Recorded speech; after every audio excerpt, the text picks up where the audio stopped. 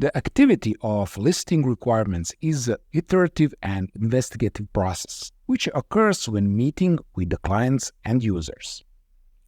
Clients often have ideas about what features they would like in a product and what these features should look like.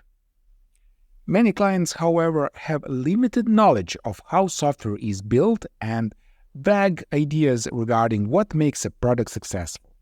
It can be difficult to clients to understand what they truly require in the product. Now, it is the role of the product owner or product manager to help the client figure out what they want and what they need. A want is usually a functionality or feature that the client would like the product to have, which may add value, but is not necessarily core to the product itself. A need, on the other hand, is the core functionality that the product must have to fulfill the product's purpose. This means that the needs should take priority in product development. Now, the best way to discover and develop needs and wants with your client is throughout eliciting requirements, where you engage in discussion about the product with your client. Throughout discussion, the product owner or software product manager and team can help provide insights on what the client needs and wants the product to do, and how these goals can be feasibly achieved.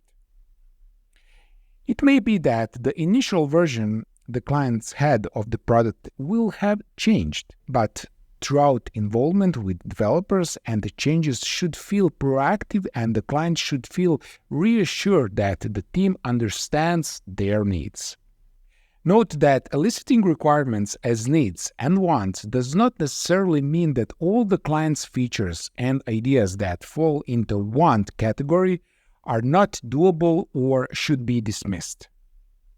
These ideas may be very good, but it is the role of the product owner or software product manager to make sure that the goals are feasible, clients' expectations are realistic, and the product produced is the best possible result. Eliciting requirements should not be confused with requirements gathering. Requirements gathering is the more passive approach of simply asking the client what they would like done, and it often puts the developers in a reactive process. Eliciting requirements, however, engage in in-depth discussion and collaboration from the start of the product development, so both the client and developers work together to build a successful product. Now let's repeat one more time. This is very important. There is a key difference between gathering and elicitation. That difference is how you, as a product owner or product manager, interact with the client.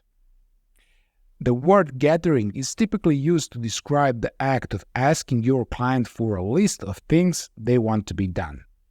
Eliciting is much more involved, interactive, and investigative process, and the result is exponentially better requirements.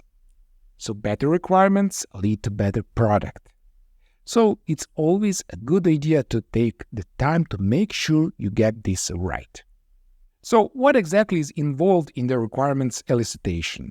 To understand it, let's look at our first example of how a requirements gathering looks.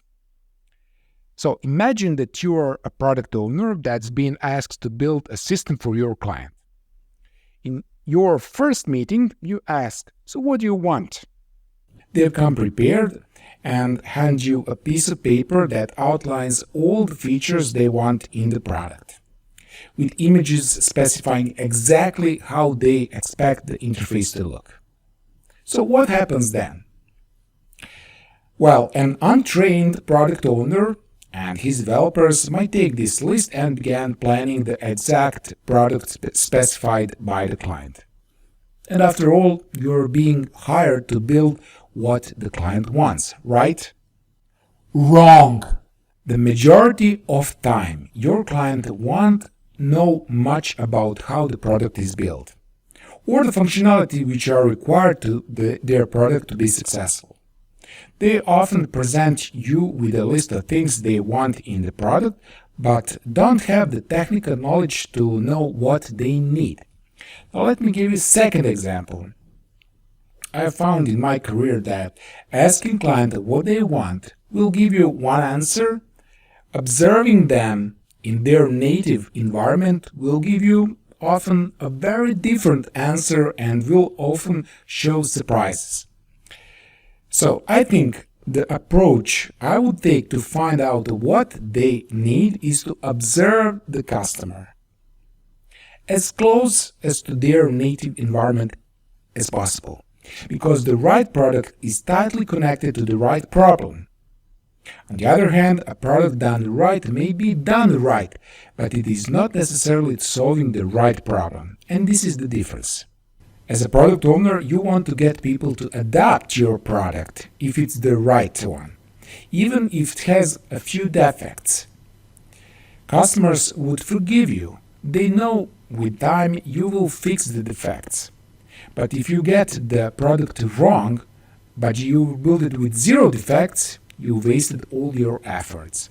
And this is the difference between the right product and product that's done right for the sake of being done right. Now let's see eliciting requirements techniques.